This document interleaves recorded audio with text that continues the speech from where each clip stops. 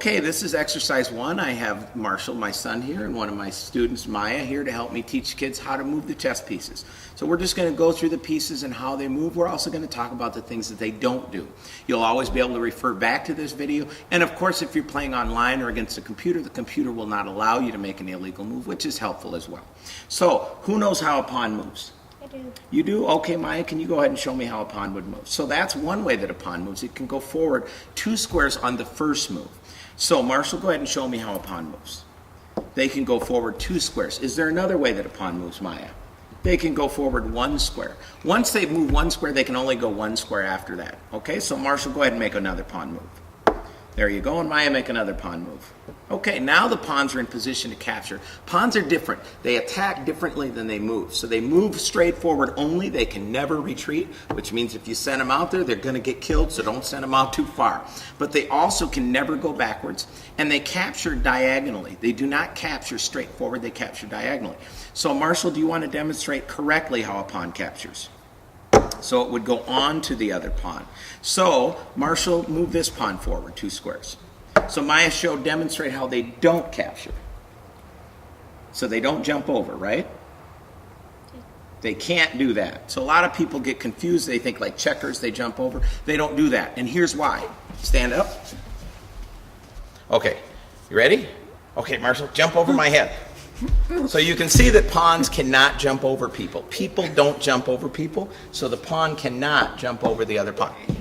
So Maya, go ahead and make that pawn capture now. And that's how pawns capture. Now, there are 3 other pieces that move and capture diagonally. Pawns can only capture diagonally. These other pieces move and capture diagonally. One of those is the king. Both of you make a diagonal king move. There you go. Kings move diagonally, just on that little angle. So go ahead and move the king backwards diagonally. So now you can see the king can go forward or backwards either way. But he can only go 1 square at a time because the king is an old guy with bad knees and he's really, really slow. So he can't go really far. However, the bishop can go a long way. Go ahead, Maya, move a bishop diagonally. And Marshall, you go ahead and do the same thing. There you go. Marshall's bishop can't quite go so far. Now move those bishops diagonally back. And move your other bishop diagonally forward. Marshall, you go ahead and make a capture with yours.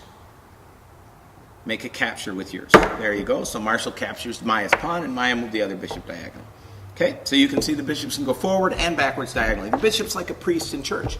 But if you go to church, the priest doesn't say, hey, thank you for coming to services today, and then jump over your head. So bishops do not jump over other pieces. I'm bringing this up because the next piece we're going to talk about can jump over other pieces. That would be the knight. The knight moves forward 2 and sideways 1, but as you can see, Maya's knight and Marshall's knight have pieces in front of them. So that means they're going to have to jump over the head of the piece in front of it, but a horse can jump over a person. So both of you, if you'd kindly make a knight move. A knight move. Okay, so you can see that it goes forward and sideways. Go ahead and move that knight back. Now I want you to do it a little more simply. Go straight forward 2 and sideways 1 so they can see that. 1, 2, and sideways. 1, 2. Forward 2 and sideways 1. There you go. Now move your other knight forward 2 and sideways 1. Yep, just move it forward 2 and sideways 1. Go ahead and do it. And sideways 1, just like that. So it's jumping over the head of the piece in front of it. Knights can jump over any other piece on the board. Whatever piece they land on is the one that they destroy. So Maya, go ahead and capture this pawn with your knight.